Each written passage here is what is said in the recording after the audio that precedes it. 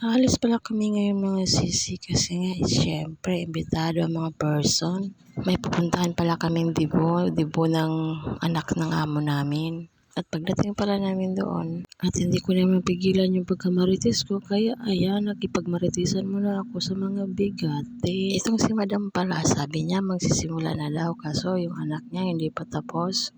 Nahihirapan kasi siyang ilagay yung contact lens niya, ayaw kasi dumikit sa mata niya. Mahirap din pala maglagay ng contact lens, no? Kasi maluha-luha ka pala nito. Yung binalik niya yung contact lens sa tubig, tapos nilagay niya ulit sa mata. Ayun, naging success ang paglagay niya. Ang ganda ni ate. At dahil magbibihis na nga ang debutant, ayan, inangat-angat pa ni Busi ang damit.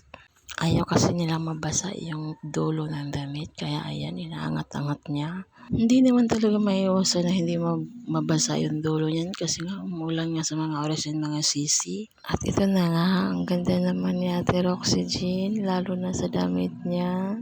Pagkatapos palang ayusan ng debutant, ayan, pinamakapan ko pala muna si Chinchin saglit kay Bose kasi nga wala pang makeup si Chinchin. Kahit ni lipstick wala. Habang minikapan pala si Chinchin, binidyo ko pala ang debutant kasi nagagandahan talaga ako sa kanya. Natawa pala ako dito kay Ate Roxy kasi akala niya pinipicturean ko siya, kaya ayan, todo aura din siya. At ito naman si Chinchin habang minimikapan, tingnan na naman, lagi nakahawak sa kamay ni Micaela. Sinabihan ko na din pala si Pusay na huwag masyadong kapalan ng makeup kasi ayaw ni Chinchin ang maputi ang mukha niya. Kasi maghihilamos daw talaga siya pag makita niya ang mukha niya na maputi. Kinilayan na lang din pala ni Pusay si Chinchin kasi nga bughag daw yung kilay niya. At naghihintay na lang pala kami dito para tawagin nga ang debutant. Sabi nga pala ng mga pinsan niya Roxy Jean na mag-ready na nga siya kasi nga tatawagin na siya. At ito na nga, kabado na si Justin at saka si Ate Roxy Jean kasi nga maglalakad na sila sa red carpet.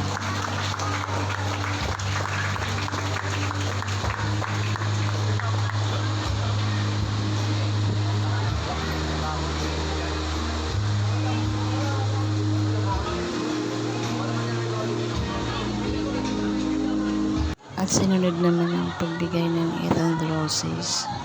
Tingnan mo naman to si Jimboy. Napakamahiyain nitong bata. Hindi siguro to gumamit ng mic kasi hindi ko narinig yung binati niya si Ate Roxy Jean.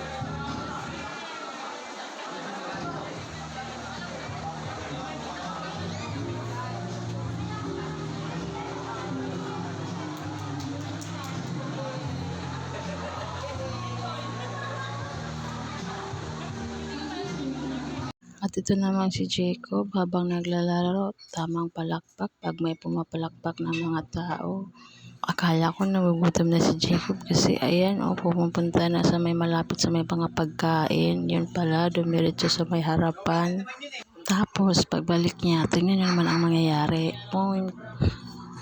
At naiyak pala ang debutant na ito kasi nga may nag-speech na napakabonggang-bongga. Bumaba pala ang debutant na ito kasi isa-isa niyang hipan ng mga kandila. Pagkatapos pala ng 18 roses at 18 candle, ayan, nanalangin pala muna kasi nga maghahapunan na. Si Camarco pala ang nananalangin nito. Parang kabado nga si Camarco nito kasi nga napakaikli lang ng panalangin niya. At hindi naman halatang nagugutom na mga bisita kasi nga, ayan, for the pila ng napakahaba. Pag hindi ka pipila, di ka makakain ng lechon. Habang pumipila pala kami, ito si Busi, nahihiya pa.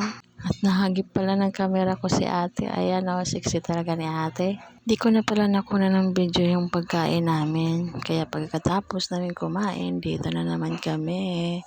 Nag-change outfit pala yung debutant natin. Lalong gumaganda si Ate Roxy Jean nito kasi napakaganda ng gown niya. Ayan, tingnan nyo naman, pack na pack. At di ko na pala nakuna ng video ang pagpasok ng debutant. At sinimula na pala agad ang pagbibigay ng eating gift.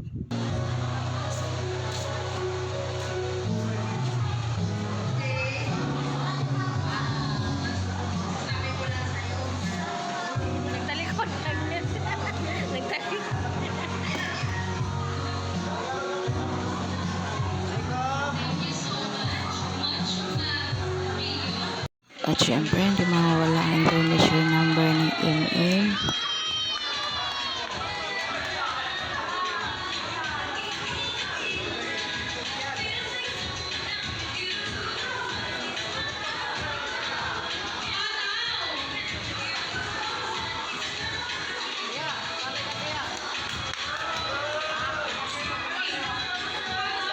At napasayaw ko lang ang ating debutant dito kay Crystal.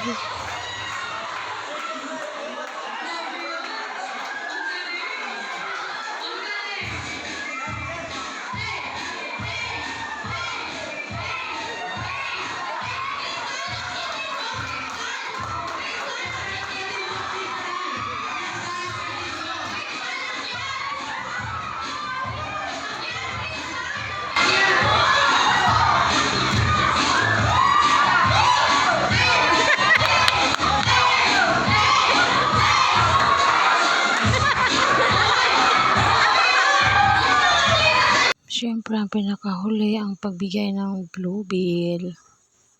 Ayan, pumasok na naman si Chinchin sa red carpet. Gusto na nga niya matapos ang program kasi nga maliligo na daw siya. Nasa resort pala ang ganap ng event ngayon mga sisi. Kaya meron at napasayaw pala si Mike dito bigla.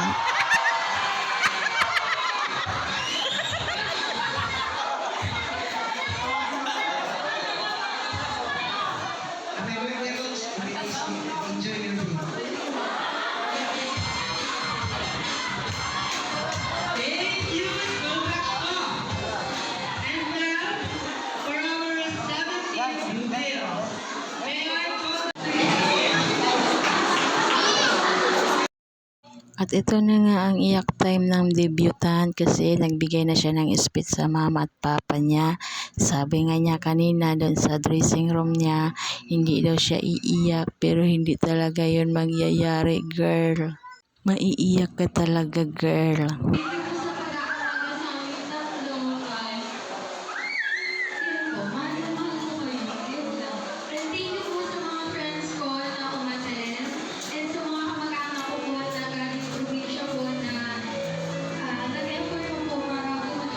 At ito na nga, pagkatapos ng party, ito na po ang nangyari. Nag-shot po noon na ang mga bigatin. Ako lang palang magaan dyan. Ayoko sanang uminom kasi si Ate Rio nga ang gunner. Kaso lang tinawag niya ako. Pag si Ate Rio kasi ang gunner, ako lang yung nalalasing. Sila hindi. Joke lang te. Sabi pala ni Madam, lilipat daw ng misa. Kaya ayan, nandito na naman kami sa kabilang misa. Tignan na naman yung gunner namin, napaka-sexy.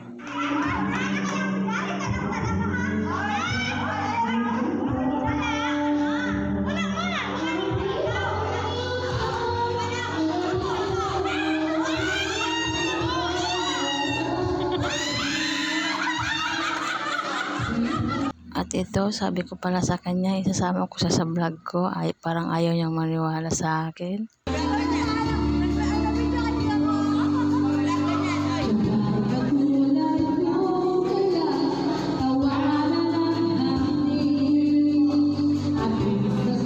Paano ba yan mga sisi? Bukas ulit.